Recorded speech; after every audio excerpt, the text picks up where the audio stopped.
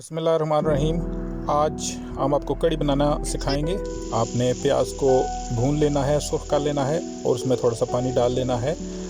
और उसके लिए आपने एक लस्सी ले लेनी है या दही में पानी मिक्स करके उसको शेक कर लेना है और लस्सी बना लेनी है। मसाले में आपने पानी डालकर उसको थोड़ा सा पतला कर लेना है और जब वो खूबसूरत हो जाए तो उसमें आपने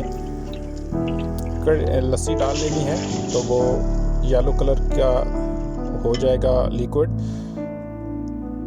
तो उसमें आपने मुसलसल चम्मच को हिलाते रहना है और आपने रुकना नहीं है, तो वरना वो कड़ी फट जाएगी और ख़राब हो जाएगी।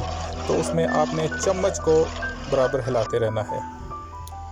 तकरीबन आधा घंटा हिलाने के बाद आपने उस पर रख देना है ढक्कन और उसको बॉयल होने देना है।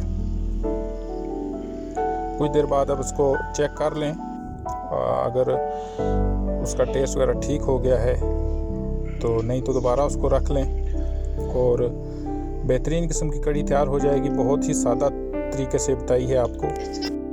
उम्मीद है आपको ये मुख्तसर सी वीडियो बहुत पसंद आएगी। हमेशा दुआ में याद रखिएगा, अपना ख्याल रखिएगा और अपने बच्चों का ख्याल रखिएगा। सादा ग़िज़ा खाएं, सेहतमंद रहें। दुआ में याद रखिएगा जी। अल्लाह हाफिज़।